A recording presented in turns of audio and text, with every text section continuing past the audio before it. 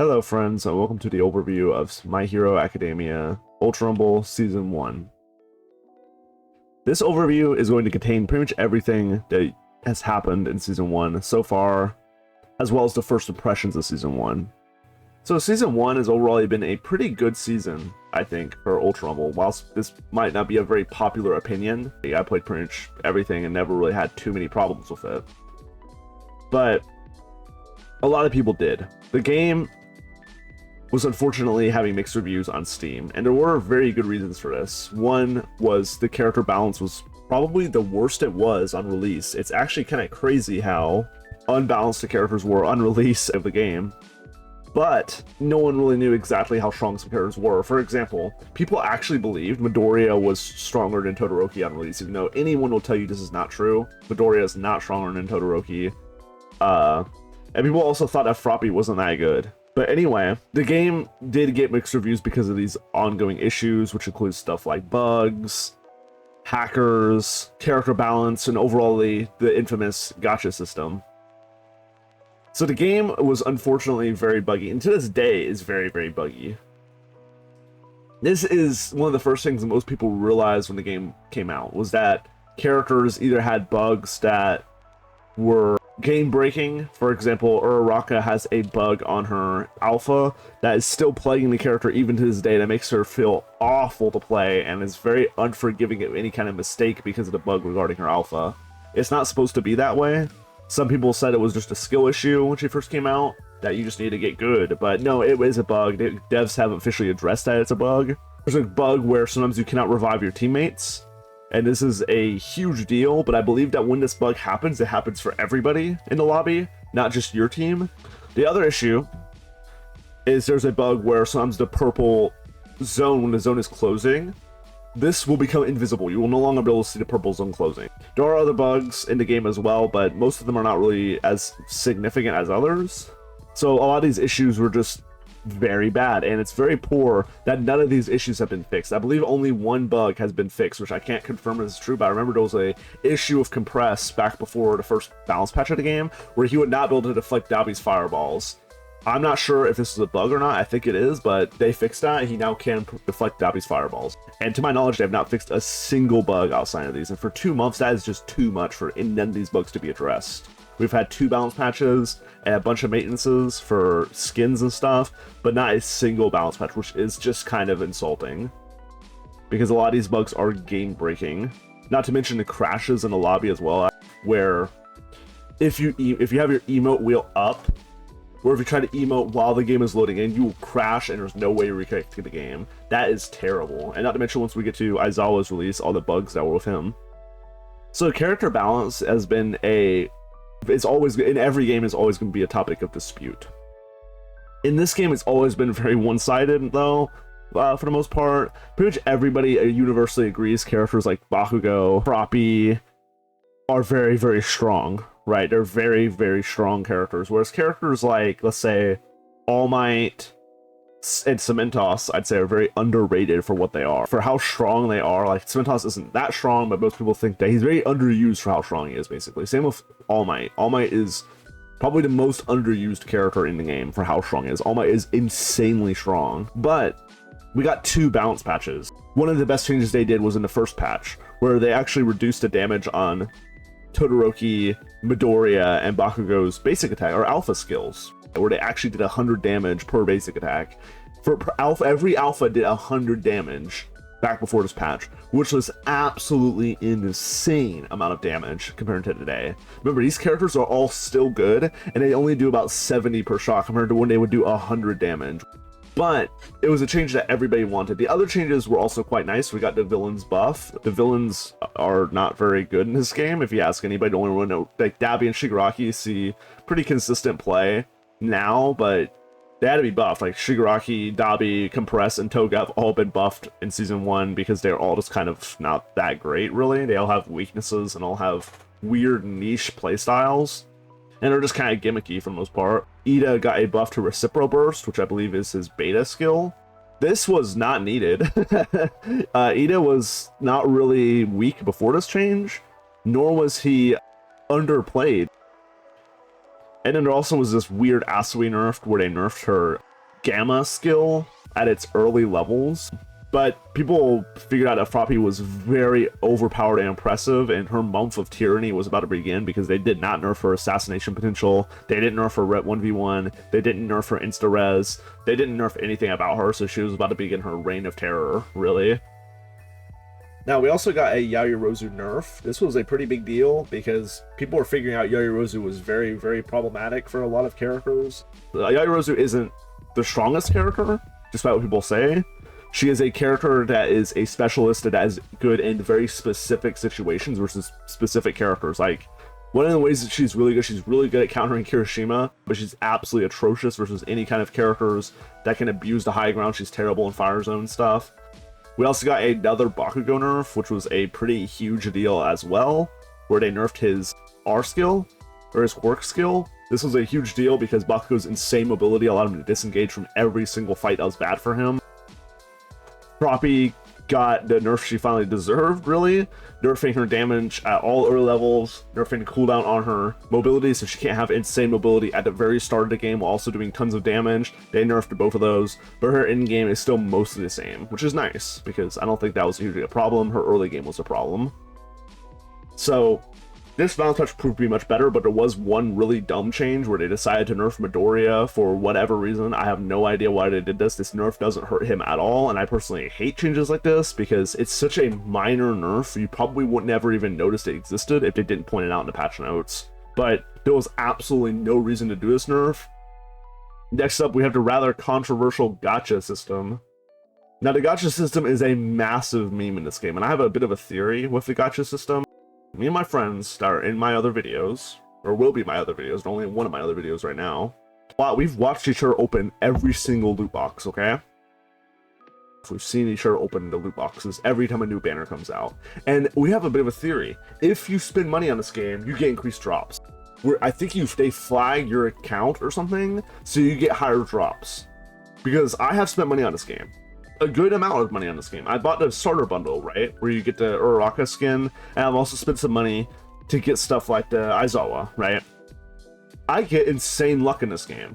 I've gotten all my undefeatable skin 2 times. I've gotten the Dabi Disguise skin 2 times. I've gotten the Toga Disguise skin 2 times. I've gotten Casual Ida 4 times. I've gotten Kirishima twice.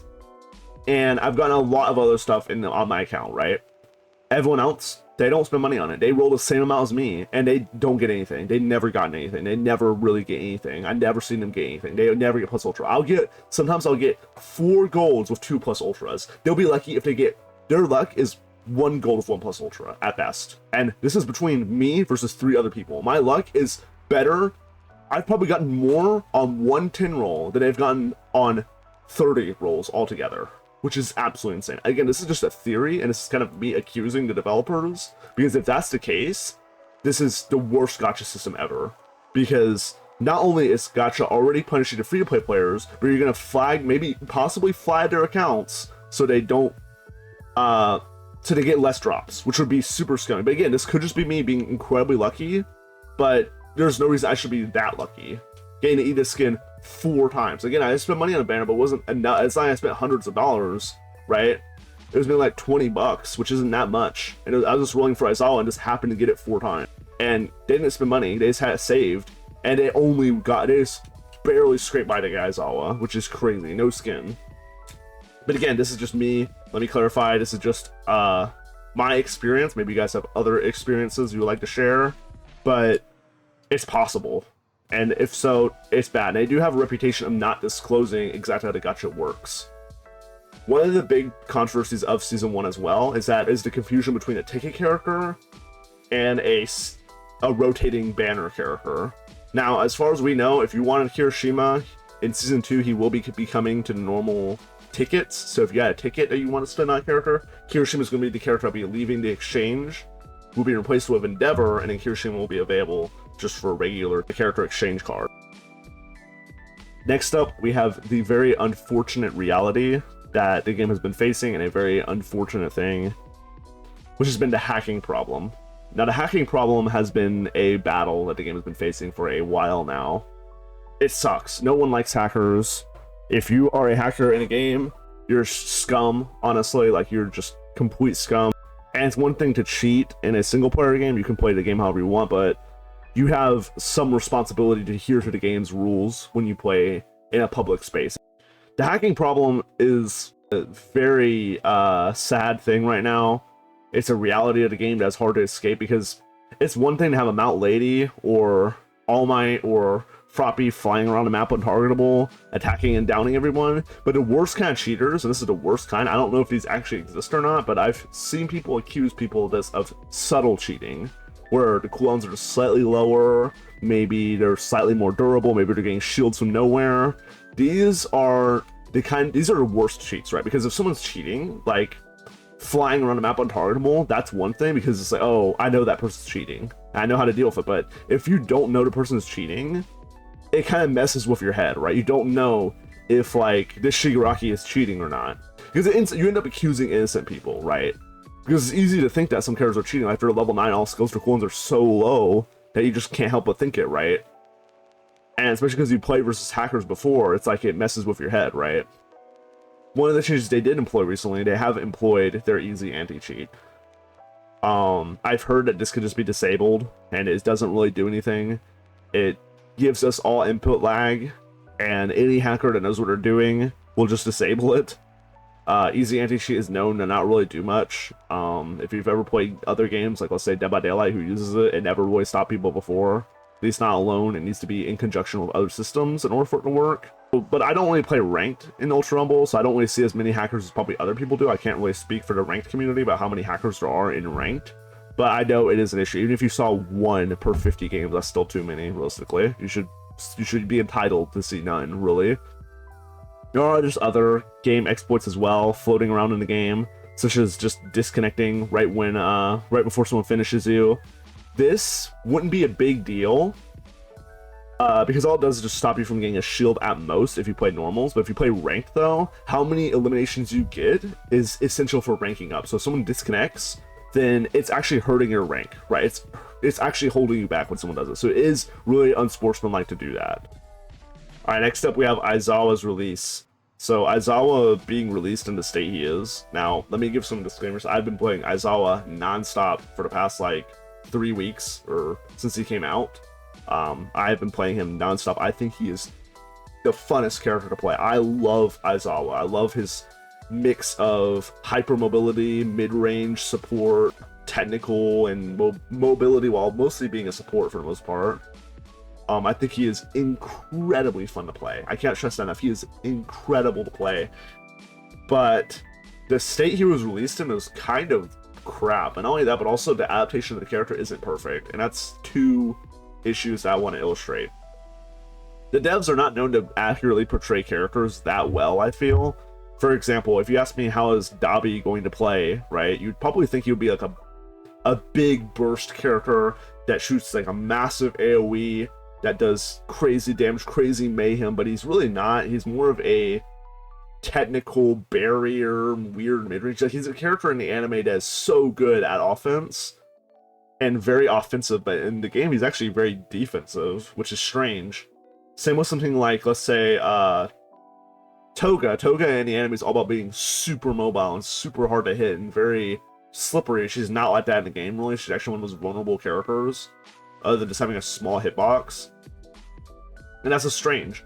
But Aizawa, his kit really is faithful to the character, except for just a few things. It's bizarre that he doesn't have his knife as his melee attack. I think they should change that one day if they wanted to. Instead of his melee attack being punches and kicks, they should really add the knife to the basic attack, I think. It's also bizarre he doesn't have his goggles either. He's no nav goggles, part of Eraserhead's design. Maybe to release it as a skin. I've heard rumors to release it as a skin, but that's kind of crap. It has to be a skin. Just a basic cosmetic for your hero has to be a skin. Are they going to do the same for Shinzo, where just his vocal cords mimicry thing is going to be a skin? That'd be really lame. So, but the most important thing about Aizawa, though, and the thing that was a huge thing in the character, one is that he's not a very strong character. Even after playing for weeks, almost every day, yeah, he's not that good. He's not that good. Like, if I switch to him from All Might, the win rate noticeably goes down when I play Aizawa compared to All Might, right? Or any other character, really. But I've just been playing Aizawa and All Might recently.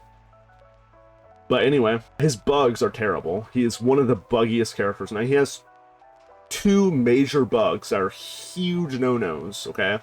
If you use Binding Cloth on someone in the lobby, your game will completely crash the desktop. You completely ruin the entire game for your team. Don't use an alpha skill in the lobby when loading in. Otherwise you'll crash, okay? That's very stupid. It's easy to avoid, but that's the first bug. There's two others. One is weird inconsistencies and bugs with your quirk, which is your race quirk. This has all kinds of issues that are hard to articulate, really. It has all kinds of inconsistencies. Sometimes it works, sometimes it doesn't. You need to know when you can and can't use it. You kind of have to develop it. I can't even, when I do an Aizawa's guide, which I will be doing an Aizawa guide soon, and in that guide, I can't really explain these bugs because they're very bizarre. They're very inconsistent. Sometimes it just feels like their race quirk does nothing. Like you'll see them visually be erased, but you need to remember they might not be, and that's just the reality. Like the reality is you're seeing the red particle that they're erased, but they might not be. I don't know exactly what makes them not erased and when they become and what makes them not be, but some characters I find are incredibly hard to erase. The two hardest ones to erase is Ida. Ida is almost impossible to erase for whatever reason. Don't be surprised if he still gets a reciprocal burst through. And I know you might be saying that, well, maybe you're just not timing it right, maybe you're not paying attention, maybe he was in mid-air of a kick or something. I can assure you, I will be 10 feet away and he'll still be able to use it on my teammates, right? And he's not even attacking me. I'm just using it, and he's still using abilities like normal. So that's kind of crappy. But the other thing that makes him really crappy too, and this is the worst bug, I believe this bug also exists with Shigaraki as well. It's rarer on Shigaraki, but it has to do with Shigaraki's grab, and it also has to do with the alpha skill of Aizawa when you bind them. Now, binding is your bread and butter when you play Aizawa. If you don't bind, you don't win, right? And to have this break is incredibly frustrating. I should have footage of this playing in the background, but when this happens, instead of you binding them, immobilizing them, allowing you to pull them, instead you'll strip knock them down to recovery. You'll knock them down while doing no damage, and that is absolutely terrible. Only way to make it so it works again is to just die and then respawn.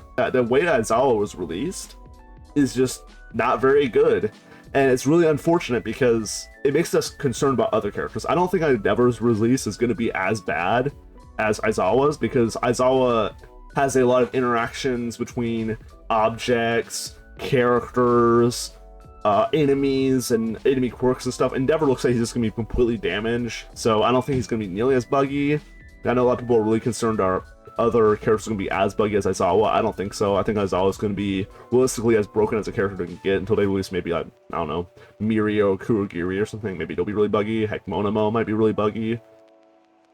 So yeah, that's pretty much Season 1 in its entirety. Let me know what you guys think in the comments.